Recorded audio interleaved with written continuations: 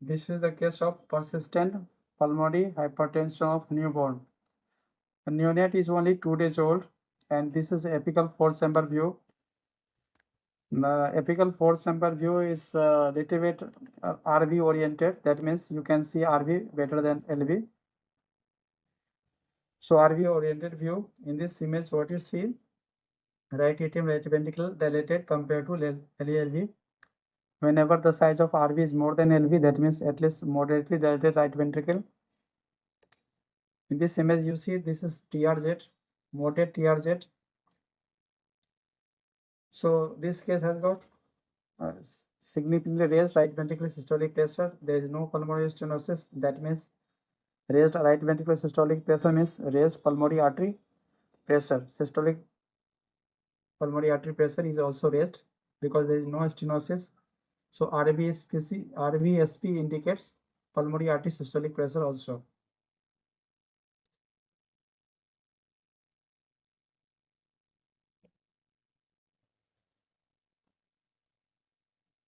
You can see here this is PDA and flow is bidirectional. You see this is red flow, that is flow from aorta to pulmonary artery. This is blue flow, this is flow from pulmonary artery to aorta. You can see blue flow, red flow, blue flow. It means the flow is bidirectional across PDA. Now you see flow is bidirectional across PDA, indicating pressure is almost equal both in systemic circulation and pulmonary circulation. So pulmonary circulation pressure has become more and it has come close to that of systemic pressure. That means raised pulmonary artery systolic pressure.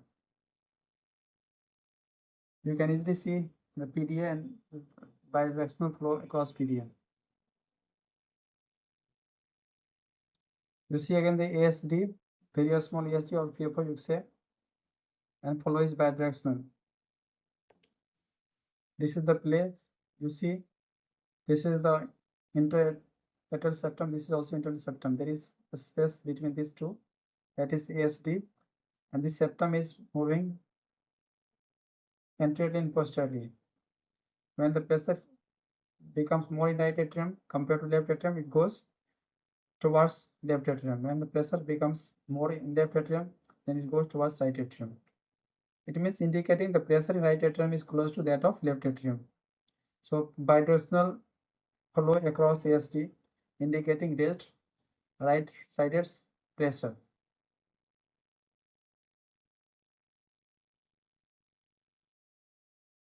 D-shaped left ventricle.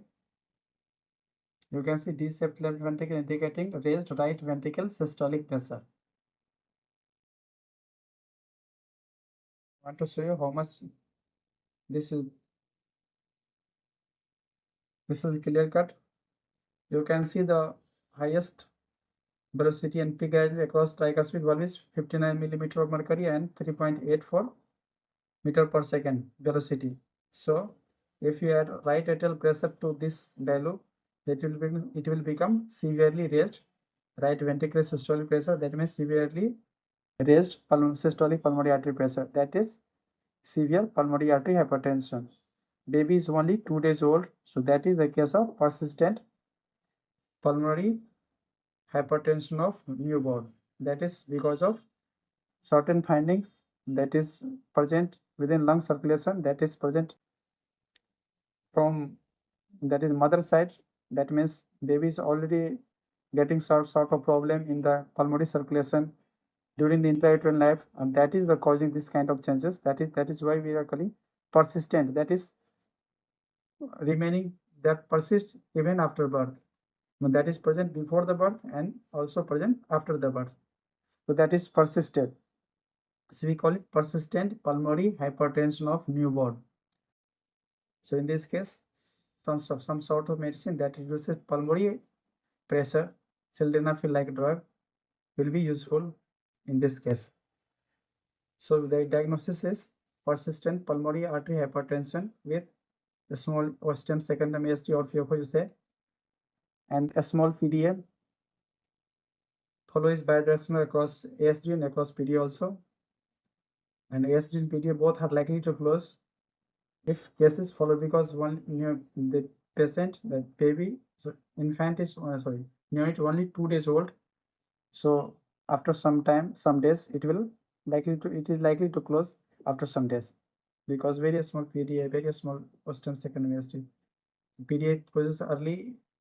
Usually PDA closes within first week. So it is likely that PDA will close spontaneously. Thank you.